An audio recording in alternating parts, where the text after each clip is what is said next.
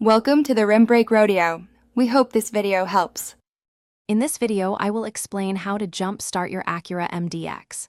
First, park the working vehicle close to your MDX, ensuring they do not touch. Turn off both vehicles and engage their parking brakes for safety. Open the hood of your MDX and the assisting vehicle to access their batteries. Make sure your jumper cables are in good condition, free from frays or damage, before proceeding with the next steps. Now, let's connect the jumper cables correctly. First, attach one red clamp to the positive terminal of your MDX's dead battery. Then, connect the other red clamp to the positive terminal of the assisting vehicle's good battery. Next, attach one black clamp to the negative terminal of the good battery.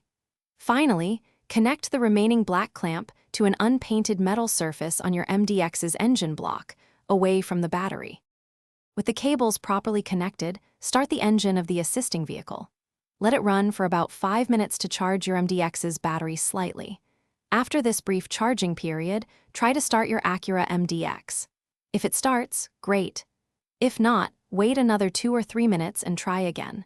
Once your MDX is running, carefully disconnect the cables in the exact reverse order of how you connected them. After successfully jump starting your Acura MDX, it's important to keep the engine running. Drive your vehicle for at least 20 minutes, or even longer, to allow the alternator to adequately recharge the battery. Avoid making short trips or turning off the engine too soon. If your battery is old, perhaps 3 to 5 years, consider having it tested by a professional to ensure it holds a charge properly. Thanks for watching. Consider subscribing if we helped you.